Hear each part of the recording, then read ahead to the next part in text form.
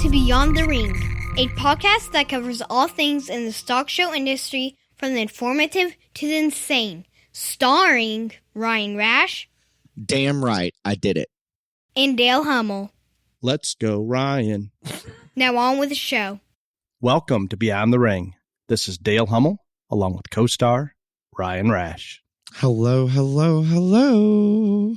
Ryan, it's windy in Illinois today. Very, very windy. I don't know what it is here in Uncasville, Connecticut. I have no idea. You don't go outside this complex for anything, so here we are. I don't even know where that is. I don't know where it is either. Connecticut I can find, but I couldn't zero in any further. You fly into Hartford, you have some nice 6'3" Asian man by the name of Kenny pick you up in an Escalade, and he drives you an hour and a half in this out of nowhere, this monstrosity called the Mohegan Sun. Just appears. Yes, and so here we are. Excellent.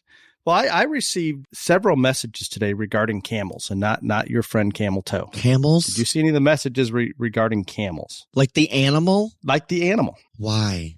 I don't know why they're sending them to our Facebook Messenger. Lots of them. So it appears as though in Saudi Arabia, I'm assuming, maybe I'm wrong on that, but I believe that's the place, that they have a very large, what they call, the media calls a camel beauty pageant.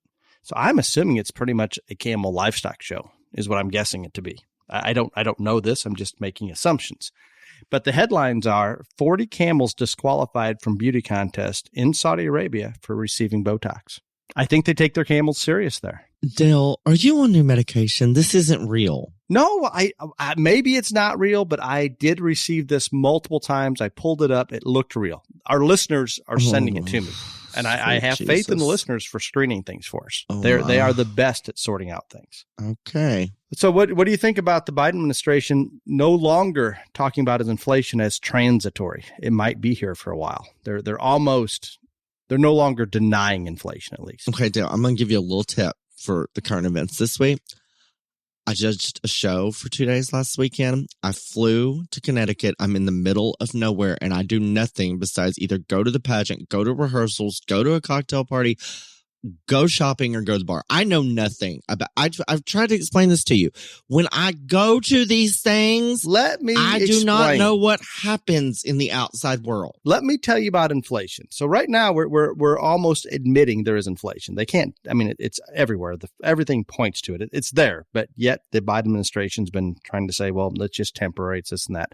Anyway, at the moment, the feds are holding off on interest rates, so they are not raising interest rates as of today. But that's probably coming very soon. So the Fed plays two roles. One is to make sure the economy is solid, and the other is to keep inflation in check. Well, they're doing really bad at both. No, and they're coming out very vocally that this monstrous tax and spend Biden Build Back Better, whatever the hell you want to call it, Bill, is not going to favor well. And Biden's getting hit pretty hard on it. I just hope that Manchin, I hope he holds out on this, Ryan. It would be an inflation nightmare. We're seeing inflation right now without it like we haven't seen since the 1980s. If that comes... I can just tell you, if that's the two jobs of the Fed, they suck at their job. I'm with you. But I guess more times than not, the Fed and the president are on the same page, and it appears as though maybe they've drifted apart just a little bit. I don't know. And I have other things I can talk about regarding China. I don't think anybody is on the same page with Joe except the voices in his head. That's my personal opinion. And I'm starting to hear rumbling that at midterms that the Democrat Party is going to throw Joe under the bus and distance themselves from him to try to survive. Well, he's just now. I did hear this. He just spoke at the DNC Christmas party and told everybody they were going to win in 2022. Win. Yes, win. He said, "Let me repeat this for the press. We are going to win in 2022." Something about Republicans look out, or I don't know what is exactly. To my Republican friends, watch out because we are going to win. That man is delusional. He is consistent there. He's something. Did you hear China threatens us again? Any interference in Taiwan, they will retaliate. You told me something about this. I did not see anything about this again. I'm in a pageant time zone or whatever, but you told me that China announced publicly that if we interfered with them crushing Taiwan, that they were going to take action, retaliate. I don't know, something along And those I don't lines. even know if it'll be crushing. I think it'll just be literally just an internal takeover. I don't know how it plays out. I really don't, but I am a little concerned, Dale, since I didn't hear this anywhere else about China, that you may have invented it in your head. No, the U.S. corporations are still underwriting the Chinese Communist Party. We have U.S. citizens could, if they chose, we could get a handle on this. We know Xi Jinping is crazy. We're all aware of this. Everybody that listens to this knows by now. I scream it from the rooftops. I don't know if anybody listens, but China's taunting us, Ryan. They're just taunting the U.S. The Chinese Communist Party. I mean, their goal is to dominate the world. We know that. They tell us that. They don't try to hide it. Yet we're allowing them to steal intellectual property. They buy us out from within. They make the U.S. dependent on Chinese manufacturing. Not to mention maybe that little thing called the pandemic that slipped out of China somehow and killed millions and millions of people and destroyed economies. Yet we sit back and do nothing.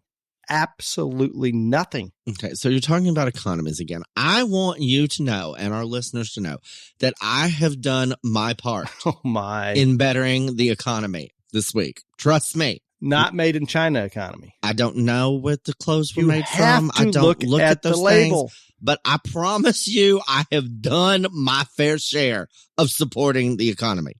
Do you not listen to me every week about China? We don't buy Chinese products. Do you not understand that I'm telling you there is a whole store of my shirt designer literally I forgot what they're less called. than 1,000 feet from my room. What is your designer name? Robert Graham. Literally less than 1,000 feet from my room. Terrible idea. Just terrible. It's been beautiful. I've been telling people, and I'm going to put this in perspective. If we would all, in the United States, cut in half what we buy that's made in China, their economy would be strangled. We could defeat them in a matter of months. All we have to do is cut in half. My shirts aren't made in China. Excellent. I appreciate that. And I don't care. They could be made almost anywhere else. I'm not a big fan of North Korea or Russia, but I don't know anywhere else I'm good with. That's okay. Let's help them out a little bit. Throw them a bone. I'm okay. But if we think we can defeat China on any other platform, we can't. All that has to happen is the U.S. consumer has to pay attention, look at the tag, avoid it. I know it's not going to be possible to always avoid it, and I know it's going to be inconvenient. But if we can cut back one half of what we purchase from China, they're economically strangled, done, over with. I would never have to speak of China again. Wouldn't that be great? Okay, can I bring up something that I do know about? All right. Okay. And it is like world event. It's not just my shopping. But so CNN's having a rough week, like the roughest. First, they had to fire Little Cuomo like last week because, he did the dirty shit trying to help his brother. Now, one of their top senior producers has been arrested for having sex with girls as young as 7. I don't think that's legal in this country. No, it is not. It is not legal. They are having a low moment over there at the Clintons News Network. It is not good. It is. Did they good. hire your hero, Chris Wallace? Oh no, he left Fox. I was so happy. But he did not go to CNN. We don't know where he went. He said when he signed off that he wanted to do something other than politics. I figured he was going to CNN, but they haven't announced it. But other than politics would not be CNN. I don't think anybody's going to hire that old man, but you were the one. I tried to defend that old son of a bitch. You were the one who told me time. he would be fair. And I was very, very wrong. And you're bitter. You're very bitter. A large amount of the blame on Trump getting beat on that debate that he was the mediator. You're very bitter. I'm very angry with him. Yes, I know. But he's very gone angry. now. Pelosi makes a statement. Oh, God. Finally comes out and says, hey, this week she says, the lawlessness seems to be becoming the norm. And she has no idea how this happened. The lawlessness is becoming, she's afraid lawlessness is becoming the norm. But I don't know why. Jesus. You have the mayor of San Francisco coming out, and she says we need be more aggressive on crime. This is the same mayor that proposed cutting $120 million out of the police budget in San Francisco. But now we need to be more aggressive on crime. We're doing 180 turn on this with all the far left Dems. Because there's an election that's important in less than a year. Hypocritical sons of bitches. They're all going to change. They're going to butterflies and rainbows and gumdrops and God knows what else that they're going to peddle. And I just hope that the American public doesn't buy it. There is some rainbow news out there in what? Butterflies and unicorns. Omicron has increased 7-fold in the U.S. this past week, and deaths in the U.S. right now from Omicron, 0. 1 documented death worldwide. Yet mask mandates and more restrictions Oh, I being heard talked California about. went back to mask mandates. We're still in a mask mandate in Illinois. Nobody, I shouldn't say nobody. 50% or more when you go to the grocery store are not in masks, but we technically are under a mask mandate. Really? We have drug treatments out there coming in by the masses that actually are effective. I don't know. With all the information that's out there, knowing that Omicron is not as dangerous as some of the other variants and that it'll likely be the alpha, which is a good thing, yet we don't pay attention to any of the science or any of the research. If we don't wake up to the over response that's going on, we're going to be in this for perpetuity. It's never going to end, Ryan. I told you a couple of weeks ago, I'm done with COVID. It's already done for you. I'm done. And you live in Texas, but you do travel, and you still have to deal with that in the airport. Like I will wear the mask on the plane so I can get from point A to B, and after that, I'm done. I don't know what the thing in Connecticut is, but like I would say the overwhelming majority of the people here are here for Miss America, like me, because why else would you be in the middle of BFE, Connecticut for a week? I don't know, but there's very few masks. And if you do have a mask, like you're from New York or some liberal place, but very few roaming around this place. Very few. I can't remember the last. I was at O'Hare today, but that I did have a mask on. But Oklahoma City, I wasn't thinking. I made it all the way to TSA before I had to put a mask on. Before they told me, hey. And usually they catch you before then. So they're getting a little more lax in some states at some airports. I do think that you should share with the listeners your moment this morning at the Chicago airport. It's a very sad situation for our society. I think you should share it. I was enlightened. So I went to the airport early this morning to send 3 cats out. Shipping cats. I don't know where they were going. My wife does all the paperwork. I drive them to the airport and take them to an airline to get shipped out. I won't even say what airline. In case they're listening, they may never ship another one for me again. Let's not do that. So there are regulations and rules, just like when you check in, you have to be there an hour before or you get locked out of your flight. Well, when you're sending pets out, you cannot check them in. You have to be between 2 hours and 4 hours before the flight. You can't do it before 4 hours because they don't want you leaving the pet there unattended or whatever in the carrier that long. Yet they need enough time to get all checked in. So I check in 2 of them within that time frame. Everything goes relatively smoothly. And I have a third one, and it was to go out at 12:50 p.m. Well, it was about 8:30 when I finished the first 2, and I thought, well, I'll just hang out for 20 minutes and it'll be fine. So I do that, and I come back, and it's 8:50. I give the carrier to the agent and give her all the paperwork, and she looks at me and says, well, this cat doesn't go out until 12:50. I said, yeah, that's correct. That's the flight it's supposed to be on. And she says, well, you're too early. I said, well, no, it's a 4-hour window. And she agrees with that. And then she goes through to explain to me that between 8:30 and 12:30, she says 8:30 is 1 hour, 9:30 is 2, and so on. She gets to 5 hours by the time she gets to 12:30, starting at 8:30, or 8:20, not 9:20. What it comes down to is I argued with this lady for at least 5 minutes. What it comes down to is she can't do math. 5 minutes I argued with her, and then she finally has to go back to her manager and see if it's okay if I check this cat in when I'm following their rules. She just can't figure out the difference between 8:30 and 12. It was a mess. But it is sad that we have people like that. So not only can't she handle first grade math, her appreciation for the client or the customer is near zero. Her attitude is even worse. Yet we have these people actively employed that, in my opinion, don't deserve to have a position, period. But that's the state our society's in. Like, I'm not being rude, but I'm telling you, the reason that self-checkout lanes were invented is because nobody can do simple math anymore. I'm telling you, the number of times that I have and like all the checkers have a machine and it tells them what, if you pay cash, what change to make, all this other stuff. And they like count out loud, can't do it. It's a wreck. It is. I mean, I really believe that we have a society has an issue here. We have an issue in the United States with educating our I'm not even blaming the educational system, right? I'm blaming parents and society in general for producing people like who I dealt with today. I don't know how it's even possible. Mm-hmm. It's a little negative. Did you hear about the only other little bit of current event I have, which I don't know what your personal or any of the people that are going to listen to this personal take is on Elon Musk, because I don't even know what this dude does other than goes to space. But anyway, him and Pocahontas, my favorite senator, said no one ever, Elizabeth Warren, are in a Twitter war. And he's not happy with her. And I can tell you who's going to win that Twitter war, by the way. Not happy. He is not. She made a comment that he doesn't pay enough in taxes, and I believe he's paying more than any single individual in the United States this year. But he doesn't pay enough. If you got enough money to fund your own way to space, then I'm saying you pay a lot in taxes. I'm going to put that out there. I'm with you on that one. So, yeah, that is a battle that she's going to lose. Yeah, period. It's not going to work out well for her. Nothing does. I mean, she's Indian. She's this. She's that. Like, I don't even know. No, fake news. Oh, I know. But I mean, like, other than our president, Joe Biden, that is the most delusional woman in politics. Like, because she believes Nancy. No, I do not. She's just mean. I don't think Nancy is delusional. I do not think that she is. I think she is insanely intelligent. I think she is a horrible, wretched woman. And I believe in nothing that she stands for. But that woman is sharp and she is not delusional. She knows what she's doing. Agreed. AOC lives in her own world. You could call that delusional. Oh, yeah. Well, she may be Warren. I don't know. It's a tough call. Very tough call. It is.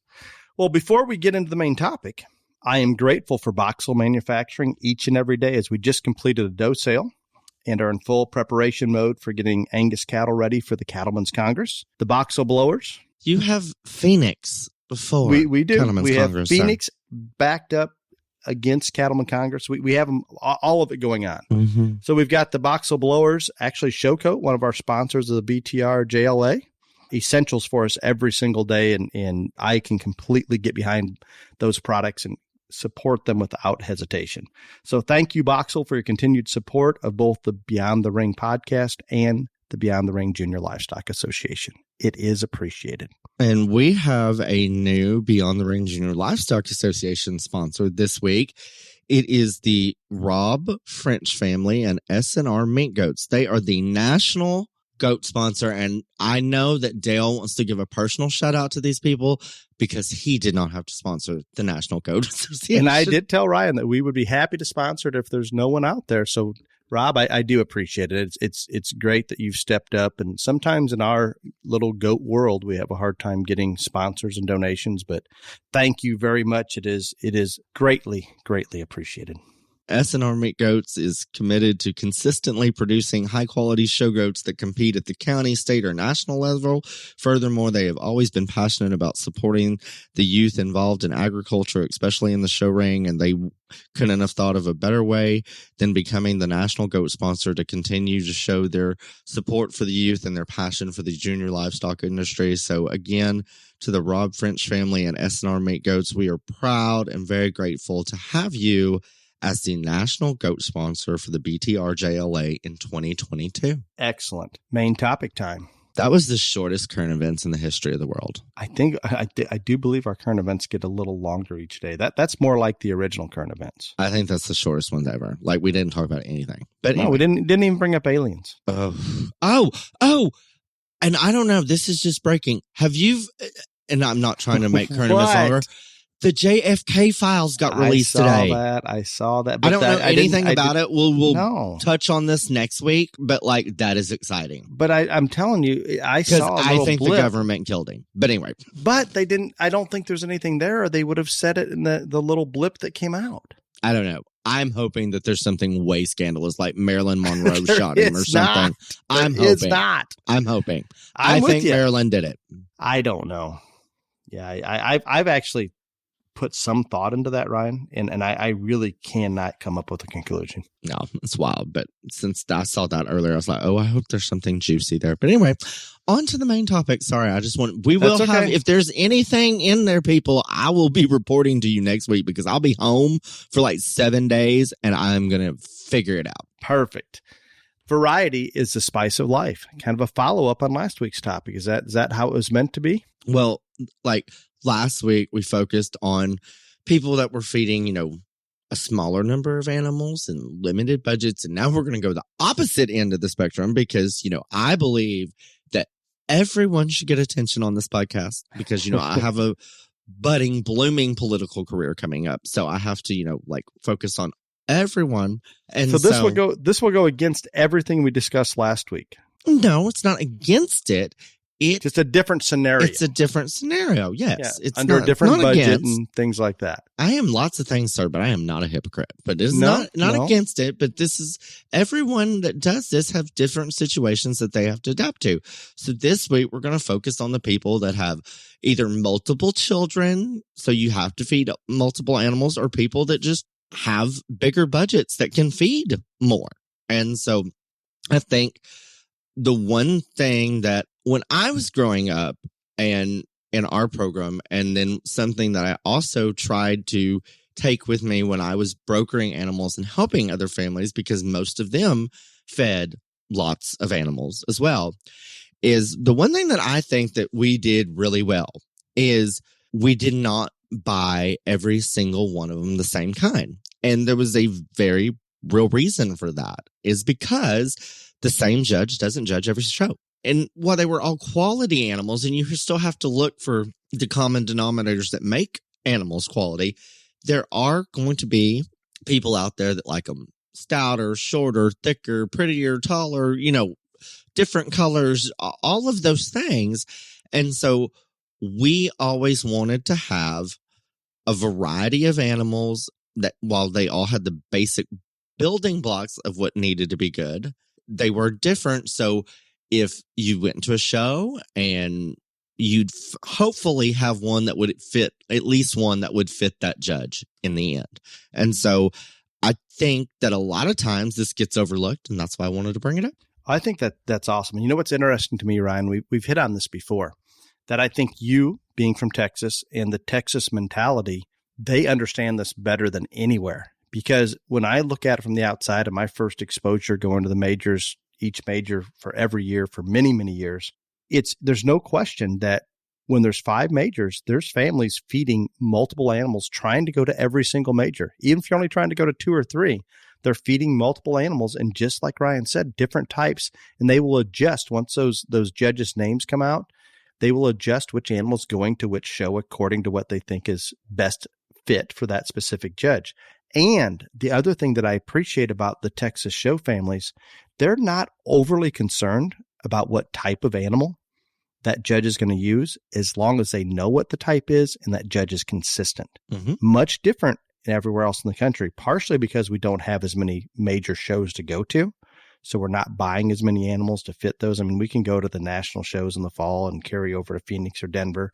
But for the most part, I see this looking in from the outside, very much a Texas thing, that they do it better than anywhere else. And I think partially because you've been forced to do it. You have 5 majors. Right. And I mean, I do think that is a big thing about it. And that's probably why I am strong in this, and that's my background's involved in it. But I think that wherever you are, I mean, even if and this is even in breeding animals, I know lots of kids that, they haul 6 or 7 to a junior national or something like that. But if you just change it up a little bit in terms of the type and kind, and, some of those kids that are hauling 6 or 7, they may be bred in owns, but even within your own breeding program, you're going to have some that have differences and stuff like that. And I think that a lot of times people get what I consider, or what I'm going to call for the day, tunnel vision. Because normally there is one person who is in charge of selecting or buying or, picking out, purchasing those animals, and they only go with the type and kind that they love. And while that I understand it. And I think you should have those on feed. I think you would be better off in the long run in terms of being competitive at every show you went to if there was some variety and there was just a little bit of differentiation in the animals that you decide to show. I think that is exactly right, Ryan. And I'm going to hold guilty to this. And I think, again, outside of Texas, I'll use myself as an example. I have a harder time feeding one that's not the kind that I love. Not my type, not my kind. It's more difficult for me. And I absolutely know better. We need to feed different ones for different judges if we're going to multiple shows. I get it all. I see it very clearly, but it's still hard for me. I'm a little bit stubborn about that I want to feed the kind that I believe in. And I don't see that near as much in Texas as what I see outside of Texas. I mean, I totally get where you're coming from. I think one of the most interesting things that I come across is, because I am very consistent when I judge, regardless of species, it's very easy to figure out what type and kind I love the most.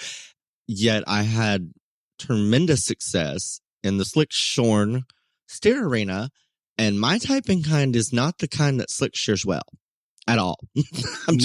No. And so people, I get asked a lot, and how does that work? How did you do that? Whatever. And I'm not going to suggest to anybody to put one on feed that you absolutely cannot stand, because you have to go out there and feed that thing every day and work it every day. And if you just hate that animal, then yeah, that's not a fun situation. And I think it is because of Texas and my competitive nature and how, the multiples that I had on feed as a kid. I just learned real quickly that even though I definitely had my favorites in the barn, that every animal in that barn had a chance to win depending on who the judge was. And so I could stomach, and not with, very little pain, going, well, if I'm judging, that one's not going to win, but I know under X, Y, and Z next weekend when we go to that jackpot show that's the one we need to take. And so I think it is conditioning and training and part of how it was. But I have picked out animals for kids and stuff like that I would never use in a show ring. And those families, they say, you really think this is the one? And I'm like, yeah, I really think this is the one. And I said, I'm not judging the show, people. It's not me. I said, but I do know who is judging the show, and this is what we need to do. And it would take them that first time. And then when they saw that the plan worked and whatever, they're like, okay, I get it now. But even people that were, trusting me with their kids' programs would even have hesitation. I don't know about this, but I think that's what you have to do if you want to be super, super competitive. Because if it's just like when I go out sorting a show, I'm not there to make anybody think I'm correct or that my opinion is the right opinion.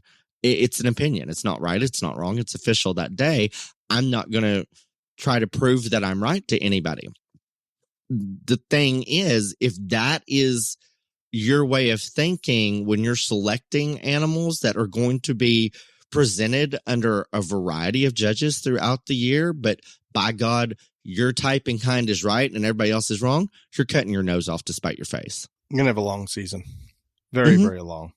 No, I agree. And we hit on a little bit earlier, but not only are we going to have a little larger budget to do this, Ryan, and I know this is hard for you to wrap your head around. I get it, but we're going to have a bigger facility. We're going to need more help. We're going to need more time to haul to these shows. And that's multiple animals within species. And we can even take it a notch further and bump into multiple species. Oh, yeah. I know that I am the absolute antithesis of normal, but we had cattle, sheep, and pigs every year at my barn, every year. So, and then last couple of years, we had goats too. So, but yeah, no, I understand, but I just think that if you can, and you really think about it, if you can just say, you know what, maybe that one's not my perfect one, but that one is different here, but yet still got a lot of positive qualities that every judge should like.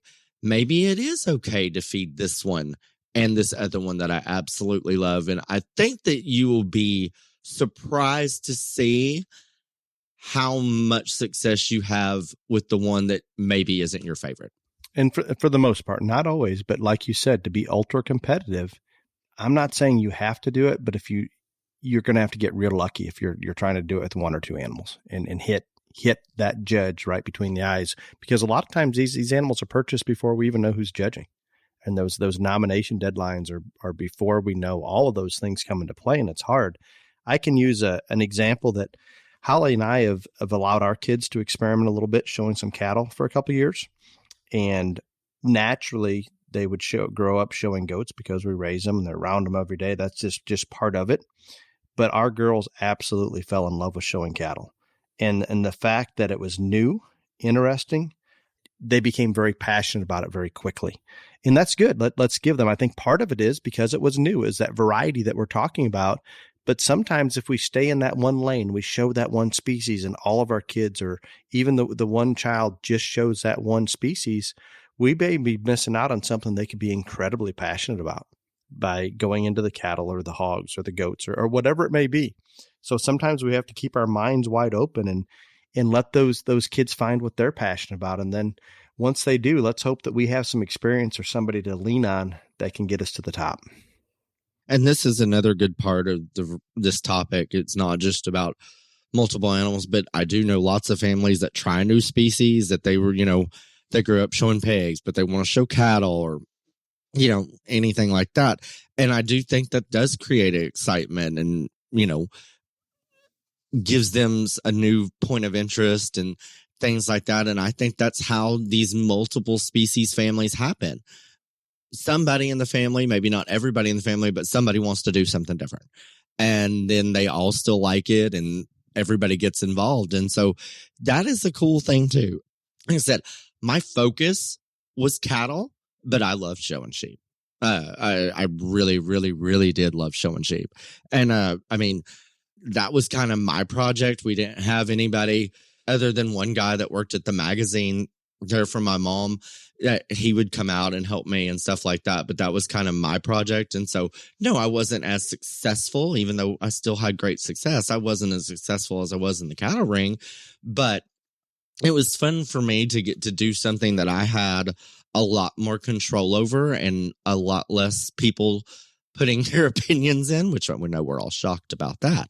And so that's how I did. I liked showing pigs. I love judging pigs, but my ADD, OCD, all those DDD things, me and pigs, it was difficult on the showmanship part. I'm not going to lie. It was little, I was not by any means a bad showman, but my patience wore thin a lot when showing pigs. I can't see that. Right. I know your patience wears thin, but no. I don't know.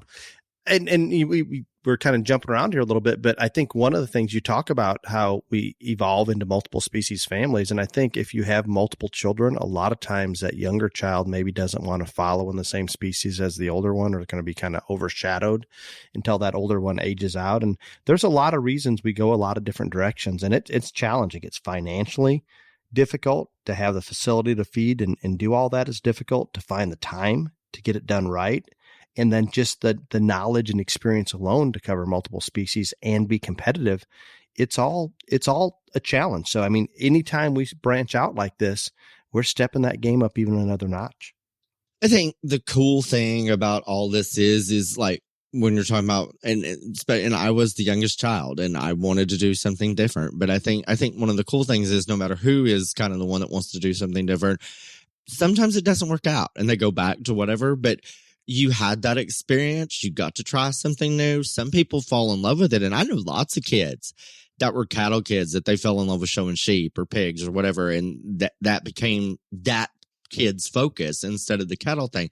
Now that kind of ruffled the feathers of the parents some, but I think one, and this goes into the whole theme of variety is the spice of life. I think one of the biggest things that I have figured out in my life is that you have to continue to learn and evolve and listen, because when you stop learning, you stop living. And so if you think that you have figured it all out, then your time on top is over in terms of coming out of your comfort zone, trying a new species, or embracing the fact that they don't all have to be cookie cutter versions of each other within the same species that are on your show string.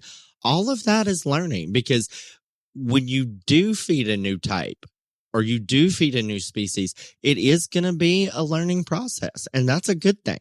No, and I need to be more open-minded to areas I have no knowledge or experience in, as traditionally I would just avoid them.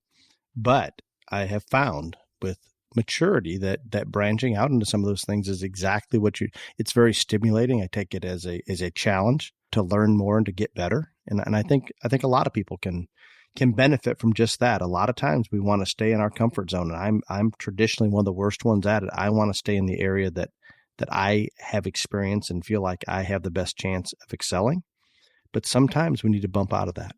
You're saying that you don't like stepping out of your comfort zone, Dale? Is that what you're saying? I'm saying that when I get on an airplane and I have to sit in the middle seat or any seat and I have somebody invading my personal space, it doesn't work. Okay, see, I find that, I mean, I know that is true, but like maybe in that area, but you're also a person that goes greatly out of your comfort zone in so many areas. You had no experience with the cat business and you went full force into that and did it. I mean, you didn't grow up raising exotic pussycats. Didn't know anything about it. Don't know that we even had many cats. Right. And that was a giant leap out of your comfort zone. And you had to learn and evolve. And that's even out of the junior livestock or the show livestock scope of it all. Well, maybe I don't like leaving my comfort zone from a social standpoint. Maybe that's it. I can see that because then, not trying to date Dale on his age here, but thank you. There was no such thing as the show goat anywhere near when you were show age, sir. No, because they were just starting when I was finishing. And so then instead of doing something that you would have been, had more experience with, like cattle or sheep or whatever, you chose goats. You've brought a good point up because when we chose goats, we did not know anything. I was relying on other livestock background to cover us, and that didn't work at all. It was a challenge. Yeah, you're because right. Mr. Form to function and everything needs to relate to the commercial world except Dale's goat herd. No, that doesn't work in the goats. Those form to function goats will not sell. They will not win. It is that simple. And that is a challenge for me every single day. I don't think it's a challenge. I just think that you live in your own little bubble and you're fine with it. And then when you get back to something else, you're like, oh no, we're going to be completely different here. See, I call that hypocritical.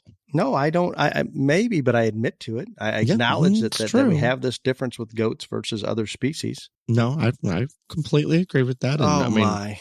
Obviously it's worked. Well, I think in terms of this variety, you know what? I think it's in the human DNA to desire variety. Think about if you ate pizza every single day. I like it, but I think people are way more comfortable. Like they just get in this thing and they're like, this is what it is. It's good. Like you only eat Mexican food. No, I was going to say you could eat pizza every day and you're going to get a little tired of it and want some variety, but I could eat Mexican food every day. I mean, I think it is perfectly way within livestock, within anything. I think it is definitely not the norm for people to have a well-rounded grasp of things. And that's why I think this is something that we all need to think about. And again, it goes outside of the livestock show industry and stuff like that. But and Dale may be right. Maybe I am just see the world differently. And I don't think that people go for variety as much. But obviously I'm a very individualistic person and I'm an anomaly within myself most of the time. So I am definitely not the person that does not like variety because I do like lots of different things. Hell, I'm at the Miss America pageant. So, I mean, exactly, and so, but I do think that is one thing that if you are one of those families and this is what you're going to do, and even if, you don't have a huge budget, but you're going to feed 2 or 3, try to change it up, try to get them a little different. And I do think that if you've just got extra cash to blow, try a different species. And again, it may just be 1 year, but I promise you, your kid and you as a family will go and learn more from trying something completely different and new and out of your comfort zone than you ever think you will. No, there's a lot to that. And Ryan, when I think deeper about it, and I consider myself one that wants to stay in the area that I'm very knowledgeable in, but yet you've pointed out several things that I jump way outside of the box, and I can't explain that because if you would have asked me just like you did, I'd say I'm going to stay in the areas that I feel like I can excel. I think those areas that I jumped outside of the box was because I saw opportunity and the chance for success or monetary gain, all of those factors coming into play. So there is, and maybe the human DNA doesn't require variety. I think everybody's probably different, but I can say that I would be more comfortable staying here at home with family than going out to eat in a small group of people, unless it's a very close inner circle. So there But is. if it was a Mexican food restaurant, by God, you're going. You know, speaking of Mexican food, you know, Cattlemen's Congress is just around the corner. You know, it's just all outside of the grounds there. No, I don't, Dale. That great little hole in the wall Mexican place. I am going to eat there every day. I know every day. I'm not going with you every day. Yes, you're going one time. I will go once. I'm not going every day. It's great. The silverware is a little bit dirty. It's perfect. It's just perfect. It's good. You're going to like it. This is a glowing recommendation. And I will pay for it. I will pay for it. This is a glowing recommendation. Oh, it's the best. It's the best Mexican food there. It's authentic all the way through. It's good. Oh, my. Very, very good. Well, are you done with your variety? Yeah. I mean, again, I know it's not a real lengthy topic, but I do think it was one. And I think the big thing for me on this is, even though it doesn't take a long to discuss it, I think it is something that everyone needs to really give some thought and just, roll those things around in your head, because I think that if you'll just think about it, not only logically and rationally, that there is a lot to be said for how that can help your kid, your family, not only in a success in the ring level, but also as a person. Absolutely. No, definitely interesting. And I think different views on this in terms of feeding more animals, in terms of feeding animals that you may not like that particular type, in terms of understanding that maybe this is the type that fits that judge, rather than assuming that the judge needs to like the same kind you do. It's different all over the country. And it's interesting to bring this out, because those of you that don't get a chance to travel to multiple states or majors or the national shows, sometimes we do get in our little bubble. And I'm very bad about these bubbles and just assume that everything is going to be the same as where we want it to be. And it just isn't. With that, question and answer time. Do you have any sponsors you'd like to bring up before then? No, I literally, I know you don't understand this, and I know the listeners don't get it either, but literally when you say those words, question and answer, like, my throat gets dry, my heart jumps up. Like, this is not fun for me. I do not like this part of it at all. I don't know why you came up with this. I think this is a terrible idea. I think it's popular, and you know what? Because it does get you a little bit, and and they don't realize you. I mean, I'm not saying you couldn't dig up these questions or see them. I'm aware of that. I do not discuss them with you. Do not, because I don't even want to see them. Like, I don't know whose idea this was, but this was a terrible segment. I don't know. Did it start from the very beginning? I don't even remember. I don't even. That was like 45 years ago, because like Rona time takes longer. But I don't know. Unfortunately, these are not difficult ones. So, oh yeah, you say that every week, and then I'll get like 45 pieces of hate mail. No, these I don't even think these can generate hate mail. I'm the most disappointed. I didn't spend enough time. And you must have fallen down on your job, because your favorite thing to do, besides hearing my horror stories from traveling all over the world, is to try to make me uncomfortable in question and answer. I am guilty. Absolutely guilty. Jesse has the first one. I know fat cattle sell and fat cattle win. My question is, when you judge a late fall, early winter prospect show, are you judging them on future or how they look on that day only? I know there's a fine line between the two, but we're getting beat early because we're feeding our cattle for summer endpoint instead of being fat in October. What are your thoughts? I'm going to assume this is a northern person. Right. Yeah, I got that. I think this is a really good question. Maybe... I think it's a good question because it brings up some very valid points. I can tell you what I do when I judge, and while I think that's the right thing, I don't think it's necessarily the norm. If it is not a market show, like if I like defined market terminal type show. I mean a terminal market show, like even if they don't get killed, that's what they say. You know, this is their endpoint. This is the final day. This is what they've been fed for, print for, all that stuff. So we're talking like a county fair, a state fair, a major show, those things. If it's not a market or a terminal type show, then I'm using just what I think is the very best animal there at the show. Not only, I tell people all the time, and some of my, not always in a Grand Dry speech, but when I go to select a Supreme of any breeding, market any species, there's basically 3 criteria that roll around in my head. Which one looks the very best that day? Which one for its breed is the best and would be the most competitive at a national breed type show? And finally, which one would I take home with me? Because I like to win these shows as much as I like to judge them. So that last part, and that's also the most important part to me, is the 3 criteria that roll around in my head. That is about which one will be the best in the end, because it's not just the one that needs to win that day. It's which one's going to win the most.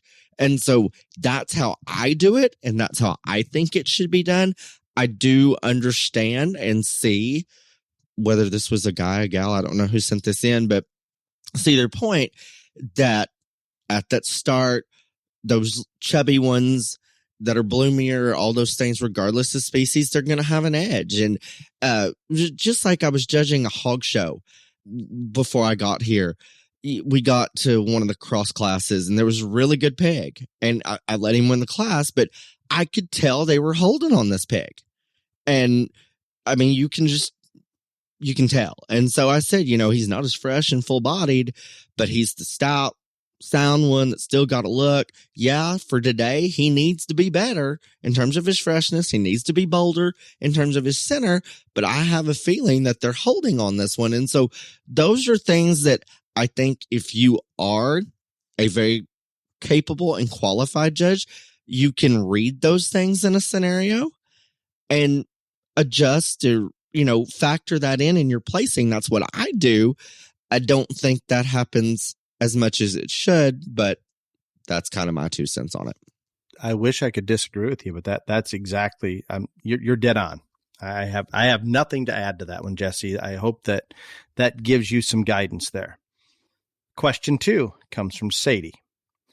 Do you have any suggestions how to stay relaxed when showing? Oh, Lord. People say when you go in, relax, have fun, all these things. No, I don't ever say that. No, I don't know how that's going to work. I am not that person. But you hear out there this and smile, honey, relax. No, I'm not. I'm like, you go out there and you win, or you come out and get killed. But you hear this all the time as those kids are walking in the ring. Don't do as I do, people. Do not do that. I'm just telling you how I am. Sadie, I really wish that I could give you a much better answer on this, because I am not relaxed ever. I'm just not.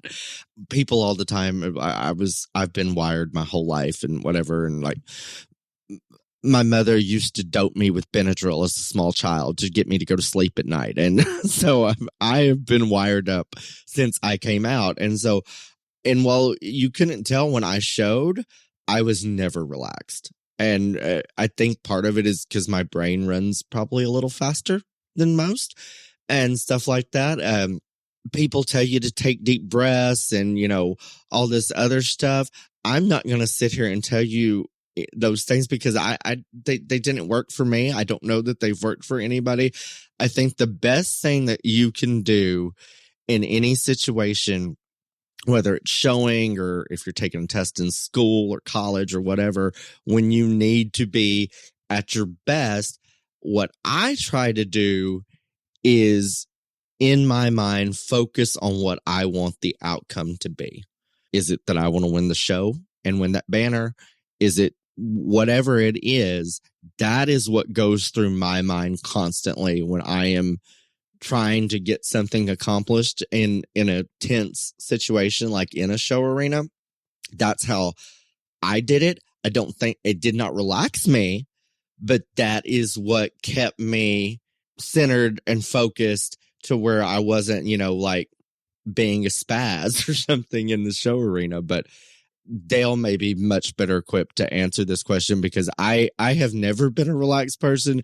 In a lot of states now, it's legal to smoke weed and all this stuff. And like, I just don't understand why anybody would want to do that, because I've never wanted to be mellow and I've never wanted to be hungry. So there you go. That sums it up for me on the relaxation. Just great ending there, Ryan. Great. Thank you. I'm proud of that. So I am guilty. I'm with you, Ryan. I don't relax. I wish I talk about it every day. I talk about just going down to our pond and going fishing or doing something, and it just does not work. We go on vacation. My wife can lay on the beach for days, and it's great. I can't do it. 5 minutes, I'm done. So I'm not a very good one either, Sadie, to help you out here. But depending on your personality, I can tell you one thing that I think repetition, the more shows you get to go to and the more times you get in the ring, again, depending on your personality, that's probably going to help as much as anything.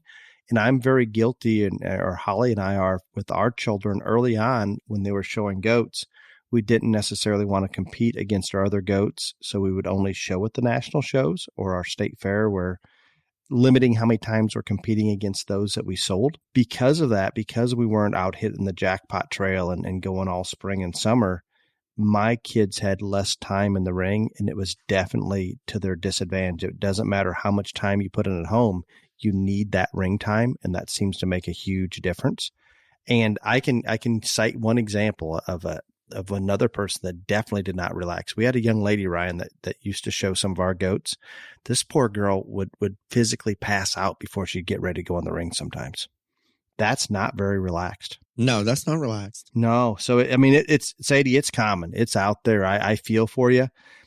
Depending again on your personality, the only thing I can do for you, I don't believe in the deep breaths and think of something peaceful or imagine everybody in their underwear. I'm out. All those things, I'm out. Only thing I can think of is repetition and just get in there more. That's a great answer, Dale. Again, I think that is the thing. And not only just for the showman, but for the animal, the more times you get out there, the more comfortable you're going to be as a team, separated, etc. So that is one thing that's funny that you bring up, that you had a showman that passed out. She got so worked up. Tell a funny story on me. So, because I can laugh at myself. I know everybody else does. But the year I won the San Antonio Steer Show, they have this preview drive where you all go out there in the main ring where you showed at, and the judge figures out who's going to win. And then they take you back then. It was the Joe and Harry Freeman Coliseum, and they parade you in front of the rodeo. And then, judge slaps steer in front of a big crowd and all this pomp and circumstance. Well, we were waiting outside the Joe and Harry Freeman Coliseum to get to go down on the floor for the selection of the grand champion steer. And you got to take two people with you. But before all that, like your friends and your family are standing out there with you and all that. And then when they get ready to go, they'll say, hey, if y'all want to see it, y'all might want to go in, whatever. So like, there's this whole mass of people standing out there with the breed champions. And I am obviously thinking that I have a shot to win, knowing I have a shot to win, very, very, very nervous. And I locked my knees, didn't realize it. Next thing, I'm on the ground. And I was obviously not conscious for this, but they tell me the funny thing is the steer, his name was Emmett, he just looks down at the ground and like everybody's just standing up. What the hell just happened? Because nobody was really. This was not out in the ring. It was before you went in. No, it was before we went in, but nobody was really paying attention. And so anyway, I just like locked my knees and cut off the circulation and whatever. And I just tip over, and does the steer run off? And he's like, excuse me, we got a problem over here, people. I love it. I love it. Okay. Maisie has a question.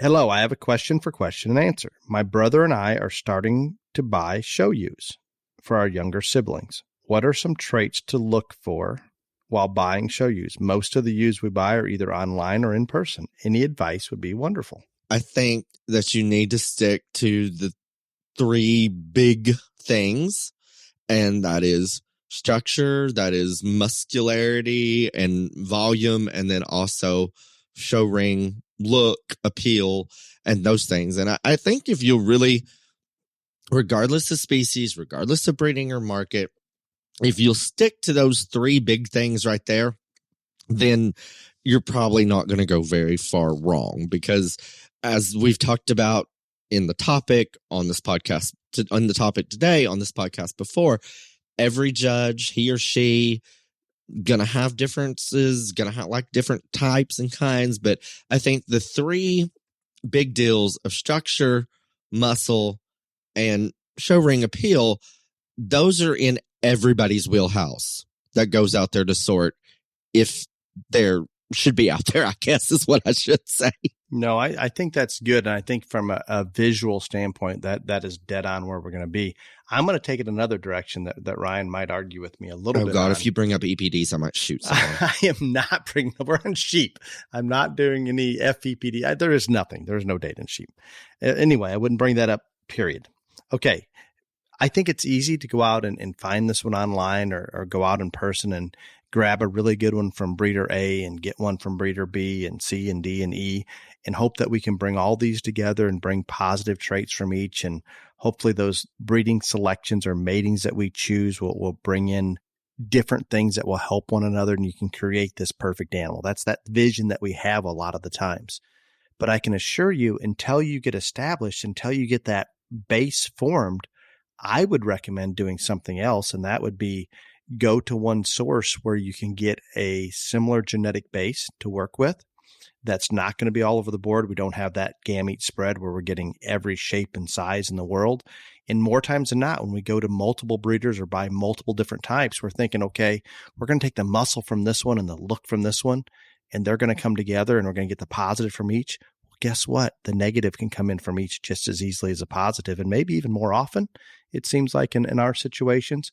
But if we can form a more consistent base to begin with and work on that base for a few years, then you can reach out and grab that outcross and bring it in. And oftentimes we're going to get a lot of inconsistency the first time we grab that outcross.